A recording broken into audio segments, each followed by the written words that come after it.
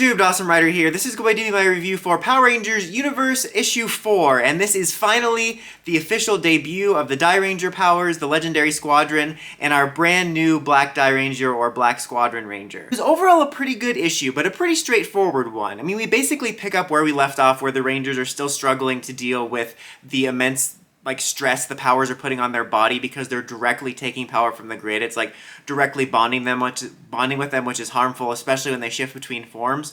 So they're trying to figure out a way of like, how can we use these powers, because we need these powers to defend the Arch, but we can't keep risking our lives. And then they start working on the plan based on last week's talk of using these devices funnel the power, which is effectively creating the first morpher. And that creates the setup for this issue. It kind of made me realize that I feel like the last two issues were effectively the same thing, like transform into a random Gosei change power, and then be like, oh no, we're being hurt, and then we just do the same thing twice in a row.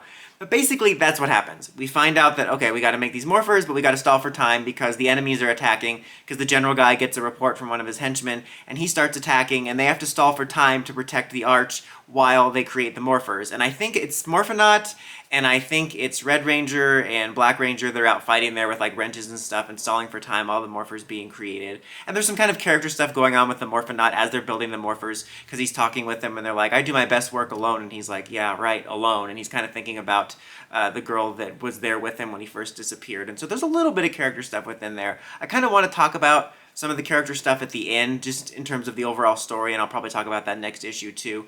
But also, before we get to the big event, there's also a scene interluding where the parents and like the other citizens, I think, are like appealing to the Morphin Masters to be able to help their children, and they're like, we can't, the grid must be protected at all costs. I'm like, that's where Zordon gets his a-holeness from. So the Morphin Masters are, I guess it makes sense. They're trying to protect the grid, but I feel like we're setting the Morphin Masters up as another kind of holier-than-thou organization. I want to see more of that. I want to know more about the Morphin Masters. Honestly, I would love the next little Power Rangers Universe miniseries to be about the Morphin Masters and learning more about them, especially since we've gotten more prominence with them, both in the comic in general and then in Dino Fury as well. And I don't think Dino Fury is going to link up to the comic, but I think it would be really cool if they linked up Dino Fury in the comic, if that makes any sense. Finally get to the big moment. They reveal the first morphers, which is basically a Dairanger symbol that they slap like the Omnitrix Ultimatrix symbol on their chest. And they talk about how it allows them to sort of create a buffer to channel the Morphin Grid energy so they can access it without harming themselves. And it will also allow them to take on their own forms rather than just random forms. And there's something I want to talk about that. I think there's a lot of cool things to potentially maybe just infer about mythology, which I think is kind of neat. But it yields them transforming into the Dairangers, and of course they're the, obviously the Dairanger suits. That was redundant. But the differences are being, we have an original Black Ranger, which is new, which honestly looks kind of similar just in the art to Red, but it's pretty cool. I'm a sucker for a black-gold color scheme, so I actually really like it. I hope we get Lightning Collection figures now. And the Red Ranger is female rather than male. I feel like that will make some people upset. Well, partly because some people are the worst, but also because if we get figures like Lightning Collection figures, it'll be a female one. So if someone was hoping for a Lightning Collection Ranger, they're not going to get it exactly. Like, just setting that aside for a split second, or talking about that for a second, I think it would be cool if we got Squadron Lightning Collection figures and then they did like a Hasbro Pulse exclusive male Red, just for the sake of like, oh hey, here's the Dairanger figure. That would be pretty cool. But regardless, it's cool to have these get a more fleshed out backstory, and it's interesting that at least within the context of this universe, they're technically the first Power Rangers that created the first morphers.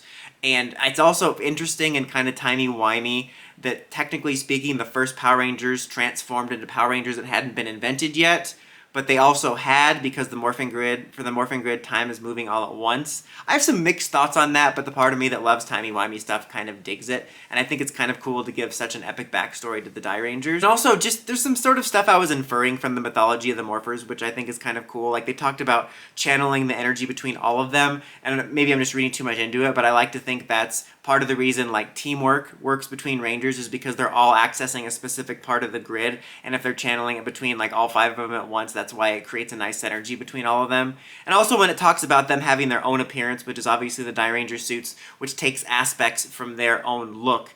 I like to think that that kind of ties in with stuff we've seen before.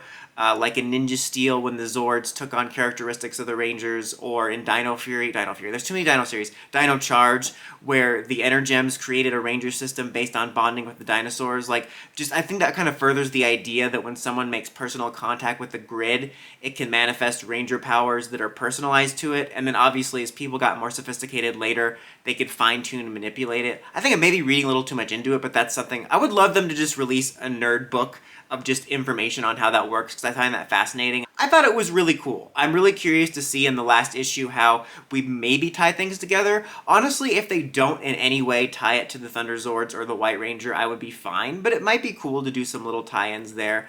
Same thing with some of the mythology on the Morphin Masters and the emissaries. Like, if they leave it out of the White Ranger, I would be fine, but I think it could be cool to set up a detail where when Zordon repaired the Dinozords, he like tapped into the grid and it happened to tap into the frequency that Squadron did, and that's what inspired the Thunder Zords. That could be kind of cool, but I don't know. I'll be interested to see for sure. I think this has been an interesting series because I feel the first issue started with like a lot happening at once and it was kind of mixed and messy, but then every issue after that has been fairly straightforward and kind of basic. And as I've mentioned in past reviews, I'm kind of interested to reread the whole thing once it's all out and see how it feels, because as of right now, I can root for the characters as a group in their goal to be the last line of defense against this arch, but I feel like I have very little connection with them as individuals, and I kind of wish I had more, even though arguably the mythology is more important to me. But overall, this was a solid issue. I would give it a 3. I feel like that seems not harsh, but like very middling, which it is, but I thought it was a good issue that I liked, and I really liked the mythology editions and finally getting to see the Dairanger suits and their origin here, but it was also still a really basic issue. But what did you guys think of this issue and the debut of the Dairangers Legendary Squadron? Let me know in the comments as always. Until next time, like, comment, subscribe, and climb the steps and ring that bell so you get notifications for my videos. Dawson Ryder, signing out.